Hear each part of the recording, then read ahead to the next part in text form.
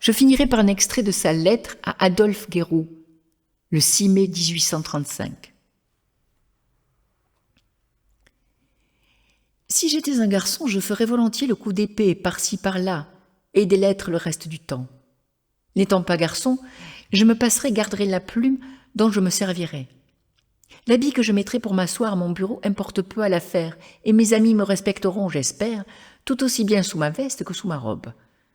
Soyez rassurés, je n'ambitionne pas ma dignité de l'homme. Elle me paraît trop risible pour être préférée de beaucoup à la servilité de la femme. Mais je prétends posséder aujourd'hui et à jamais la superbe et entière indépendance dont vous seul croyez avoir le droit de jouir, mais je ne la conseillerai pas à tout le monde. Je ne souffrirai pas qu'un amour quelconque qui apporte pour mon compte la moindre entrave. J'espère faire mes conditions si rudes et si claires que nul homme ne sera assez hardi et assez vil pour les accepter.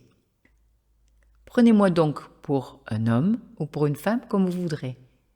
Dutheil dit que je ne suis ni l'un ni l'autre, mais que je suis un être. Cela implique tout le bien et tout le mal, ad libitum. Quoi qu'il en soit, prenez-moi pour une amie, frère et sœur à la fois. Frère pour vous rendre des services qu'un homme pourrait vous rendre, sœur pour écouter et comprendre les délicatesses de votre cœur. Mais dites à vos amis et connaissances qu'il est absolument inutile d'avoir envie de m'embrasser pour mes yeux noirs, parce que je n'embrasse pas plus volontiers sous un costume que sous un autre.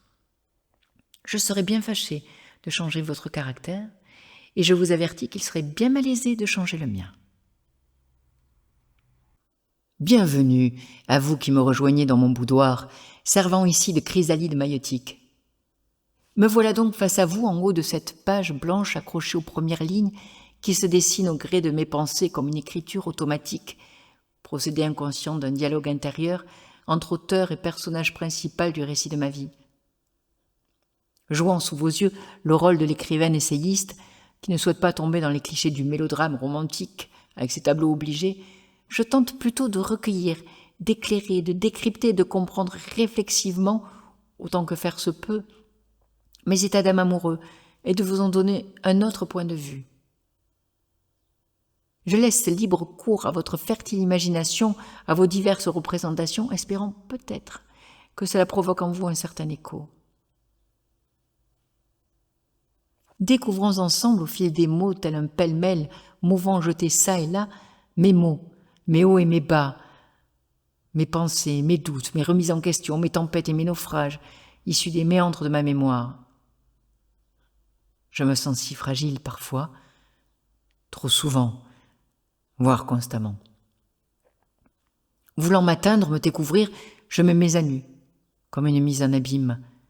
Je suis à la fois l'eau et le feu, le yin et le yang, l'homme et la femme. Tantôt pieuse, sacrificielle, croyante, tantôt impie, railleuse, blessante. Dans tous les cas, je suis une éternelle rêveuse, romanesque de nature, idéaliste, utopiste.